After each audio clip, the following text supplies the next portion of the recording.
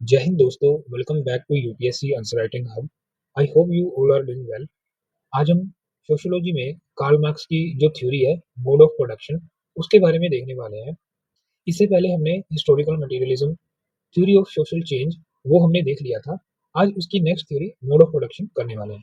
तो ये अभी हम क्रोनोलॉजी में ही सभी चीजें डिस्कस करेंगे थ्रू दिस इन्फोग्राफिक इमेजेस। ठीक है, तो इससे आपको बढ़िया समझ में आने वाला है। पूरी थ्योरी आपको रिवाइज होने वाली है यहाँ से, और यही आपके शॉर्ट नोट्स का काम करने वाले हैं। और इसके बाद हम जो है आंसर राइटिंग भी करेंगे। जो भी थ्योरी होगी, जो भी पीवाईक्यूज होंगे, हम उसकी आंसर राइटिंग भी करेंगे। और साथ ही साथ मैं आपको पीवाईक्यूज जो है उनके मॉडल्स भी प्रोवाइड करूंगा। तो इससे आपकी जो तैयारी है वो बेटर हो सकेगी। और हम साथ ही साथ हम ये भी देखते हैं कि कैसे जो टॉपर्स हैं वो अपना आंसर लिखते हैं, उनसे उनके आंसर से हम क्या सीख सकते हैं, अपने स्कोर को कैसे मैक्सिमाइज कर सकते हैं। तो वो भी हम साथ ही साथ अपनी वीडियो में शेयर करते रहते हैं। तो आज हम देखने वाले हैं mode of production theory Karl Marx की। तो जल्दी से शुरू करते हैं। सबसे पहले डेफिनेशन देखेंगे मोड ऑफ प्रोडक्शन की क्या है। Mode of production refers to the way of society organize production and distribution of goods and services। तो काफी सिंपल डेफिनेशन है। इकोनॉमिक्स का जो कंसेप्ट है वो उन्होंने यूज किया ये प्रूव करने के लिए कि जो इकोनॉमिक है, जो इकोनॉमिक बेस है, उससे जो सुपरस्ट्रक्चर है जिसमें हमारा रिलीजन, फैमिली, एजुकेशन, ये सारी चीजें आती हैं, ये सब में चेंज आता है। जब भी मोड ऑफ प्रोडक्शन में चेंज आएगा, जब भी मोड ऑफ प्रोडक्शन में चेंज आएगा, तो ऑटोमेटिकली सोसाइटी में अदर जो सुपरस्ट्रक्चर है उसमें भी चेंज आने वाला है। वो अपना कंसेप्ट सोशल चेंज का हिस्टोरिकल मटेरियलिज्म में हमने देखा था, थ्योरी ऑफ सोशल चेंज में। उन्होंने ये बताया कि जो भी इकोनॉमिक बेस है उसमें जो भी फोर्सेस ऑफ प्रोडक्शन है, जब उनमें कॉन्ट्राडिक्शन आता है तो उसकी वजह से ओवरऑल मोड ऑफ प्रोडक्शन में चेंज आता है। ओवरऑल मोड ऑफ प्रोडक्शन में जब चेंज आएगा तो सुपर स्ट्रक्चर में जो चेंजेस है वो आने लगते हैं, जो सोशल चेंज है वो आने लगता है। तो इसी तरीके से जो हमारी हिस्ट्री है वो इवोल्व करता है, हिस्ट्री जो है प्रोसीड करता है।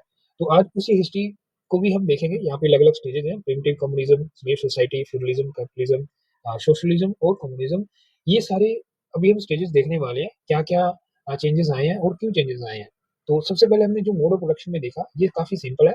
मोड ऑफ प्रोडक्शन में दो चीजें आती हैं, आप देखिएगा: forces of production and relation of production. और फोर्स ऑफ प्रोडक्शन में आप यहाँ पे फोर्थ ब्लॉक में देख सकते हो। फोर्स ऑफ प्रोडक्शन में क्या आता है: land, labour, tools, technology, machines, skills, scientific knowledge और रॉ मटेरियल। और ये डायनेमिक एलिमेंट्स होते हैं। तो ये सब एक तरीके का फोर्सेस ऑफ प्रोडक्शन है। प्रोडक्शन को यूज करने के लिए जो फोर्सेस यूज होती हैं वो है। और रिलेशन ऑफ प्रोडक्शन में क्या आता है: ownership relation, property relation, employee employer और एम्प्लॉय की जो रिलेशंस हैं वो आती हैं, master slaves relation, lord serfs relation, bourgeois and proletariat relations. तो इन सब में जो अलग अलग रिलेशन है, अलग अलग सोसाइटी में जब हम पढ़ेंगे स्लेव सोसाइटी, फेडरलिज्म और कैपिटलिज्म, तो इनमें अलग अलग जो सोशल क्लासेस डेवलप होने लगती हैं। वो तो अलग अलग क्लासेस में क्या रिलेशन है वो यहाँ पे लिखा हुआ है। ये इसके कंपोनेंट है रिलेशन ऑफ प्रोडक्शन के।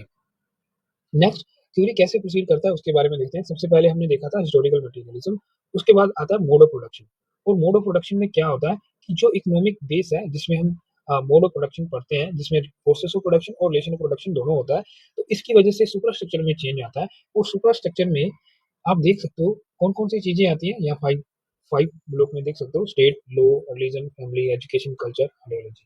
ठीक है, तो ये सारी चीजें जो है, जब भी इकोनॉमिक बेस में चेंज आने वाला है, इंफ्रास्ट्रक्चर में चेंज आने वाला है, एफओपी जब कॉन्ट्राडिक्शन करने वाला है, एफओपी में जब कॉन्ट्राडिक्शन होने वाली है, तो उसके बाद जो सुपरस्ट्रक्चर है उसमें चेंज आएगा। तो ऐसा मार्क्स का मानना है, इकोनॉमिक बेस शेप करता है सुपरस्ट्रक्चर को। तो इसके ऊपर हमने यूपीएससी का जो टॉपर की आंसर है उसमें ये क्वेश्चन पूछा गया था, वो हमने आपके साथ डिस्कस भी किया है। आप उसे भी जरूर देखिएगा कि कैसे इस आंसर को उन्होंने अप्रोच किया था। अब सुपरस्ट्रक्चर में जब चेंज आ रहा है तो क्लास स्ट्रगल होता है, क्लास स्ट्रगल के बाद सोशल चेंज होता है। तो ये सभी जो चीजें इंटरलिंकेजेस है, उनकी उन्हें बेसिकली यही प्रूव करना है कि जो भी सोसाइटी में सोशल चेंज आ रहा है उसके पीछे इकोनॉमिक्स का बेस है। ठीक है, उसके पीछे इकोनॉमिक्स कोज है। तो वो आइडियाज को नेग्लेक्ट करते हैं जो हैगल्स बताते थे कि हैगल्स क्या बताते थे, हैगल्स कहते थे कि जो आइडियाज है वो हिस्ट्री को ड्राइव करता है। लेकिन मार्क्स कह रहे हैं कि आइडियाज नहीं, ये जो इकोनॉमिक्स है, इकोनॉमिक्स में जब चेंज आता है ये सुपरस्ट्रक्चर में चेंज करता है, इसकी वजह से सोशल चेंज आता है। और इसी से ही जो हिस्ट्री है वो आगे प्रोसीड करता है।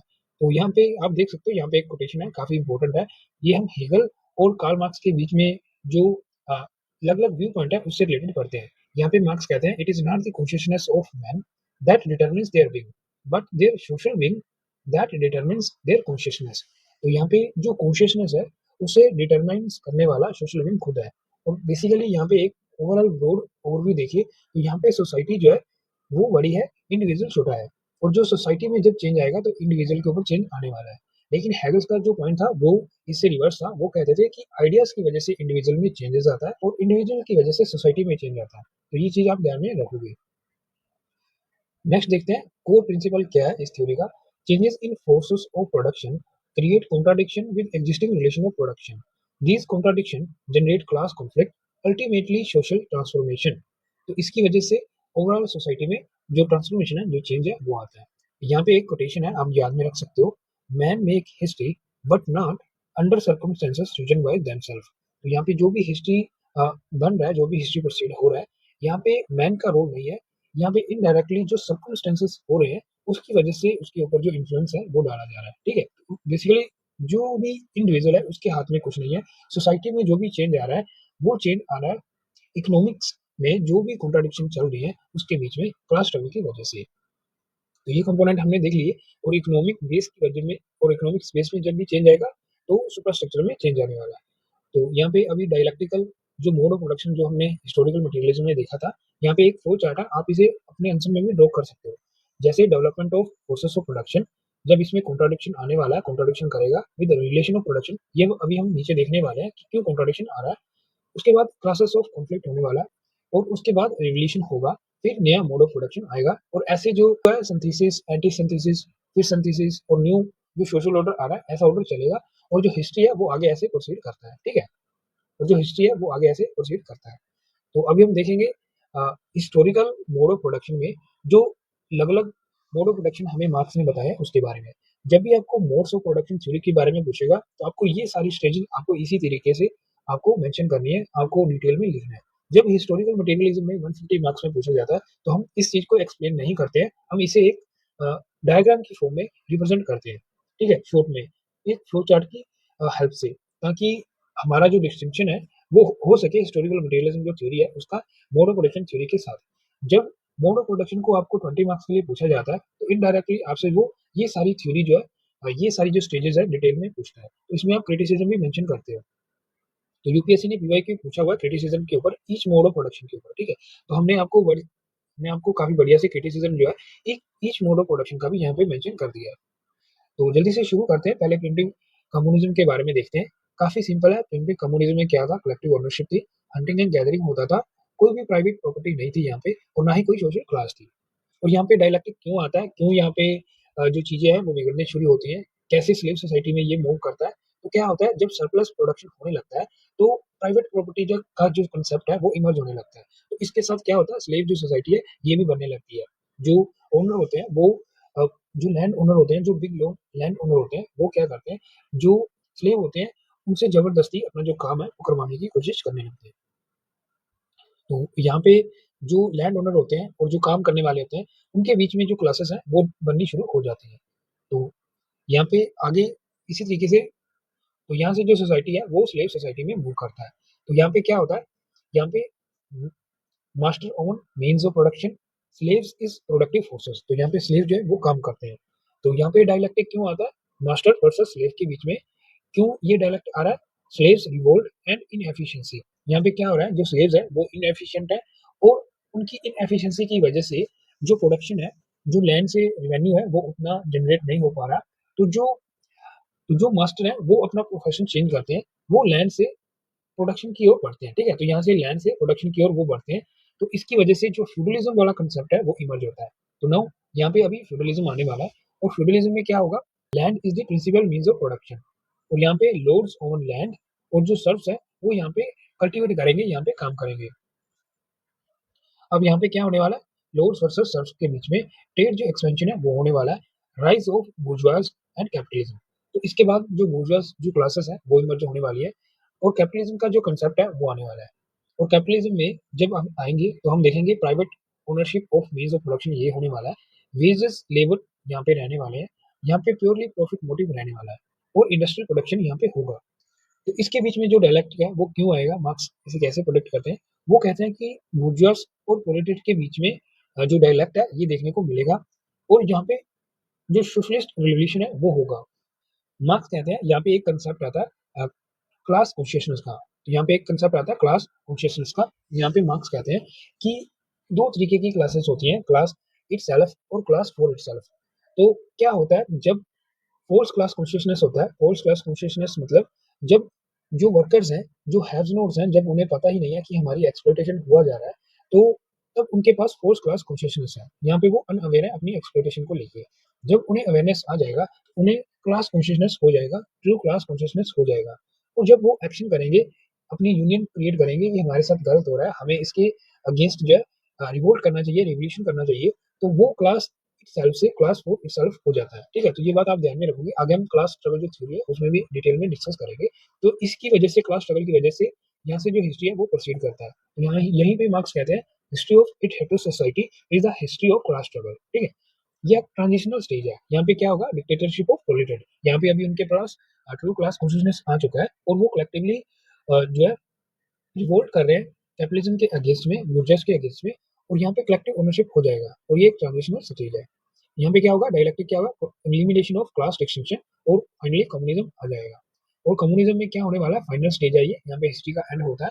क्लासलेस सोसाइटी हो जाएगा, स्टेटलेस सोसाइटी हो जाएगा, कलेक्टिव ओनरशिप और एंड ऑफ एक्सप्लॉइटेशन। ठीक है, और यहाँ पे जो एक्सप्लॉइटेशन है वो एंड हो जाएगा।